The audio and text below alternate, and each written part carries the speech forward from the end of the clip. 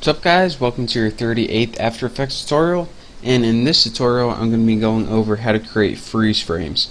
Now if you don't know what a freeze frame is, it's pretty much a video clip that plays at normal speed, and then when it gets to a certain point of time it freezes on that frame. It looks like they're pausing, and then after a couple seconds or however long you want to create it, it just resumes playing again.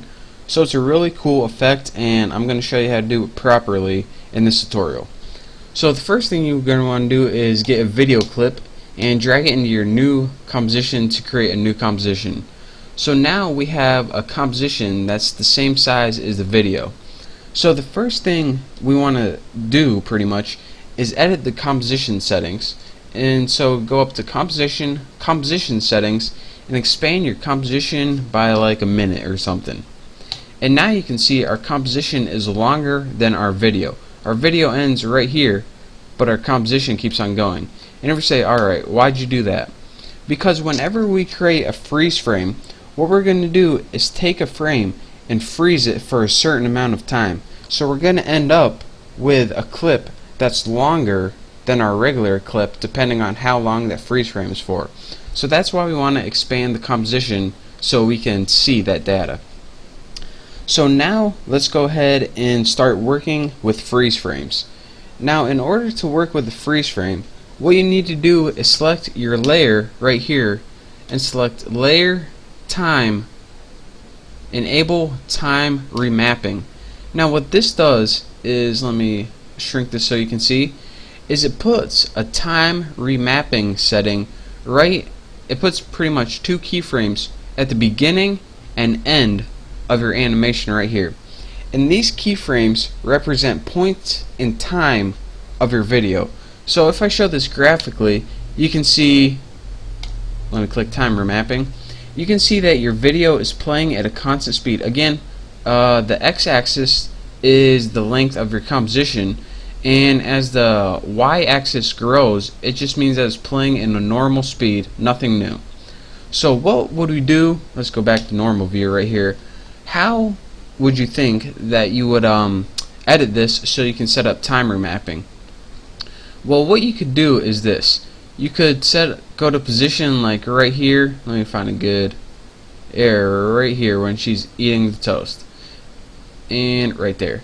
And you can go ahead and create a keyframe right here, and then go back a little bit right here and a little bit longer and go ahead and create a keyframe. And then when you go to your graphical editor, just move this down, and as you can see, it plays for a little bit right here, and then let me move this even more so it'll get a nice longer freeze frame. So it plays normal speed right here, and then when it hits this, the composition keeps going, but your video stays in time. It doesn't go anymore. So as you can see, this is one way you can create what's it called, a freeze frame. I was about to call it a keyframe. So let me play this, and you can see in the video, plays, stops right there. So if you're thinking, alright, I can create a keyframe, or excuse me, a freeze frame that way, so enough for this tutorial, see you later. Well, not so fast, Hoss. There's one problem with this, and yes, it is a major problem. Whenever you do it this way, as you can see that the ending slope is a different slope, and what this means is that this portion of the video right here is going to play at faster speed since it's a steeper slope. Again, the less dramatic the slope, the slower it plays. The more steep the slope, the faster it plays. So even though we created a freeze frame successfully right here by having it totally the same, whenever you get right here, it's going to play at a faster speed. So this is not the ideal way to create a freeze frame, and I just wanted to show you that because I know a bunch of you guys were going to do it. So let's go ahead and in our animation again, just get rid of all your defaults, go to a place you want to freeze, and now I will show you how to successfully create a freeze frame. Go ahead and click your layer, click Layer, Time, Enable Time Remapping, and then go to some place you want to freeze, like right there. Go ahead and click your keyframe button right here to add a keyframe. Looking familiar? Well, not so fast.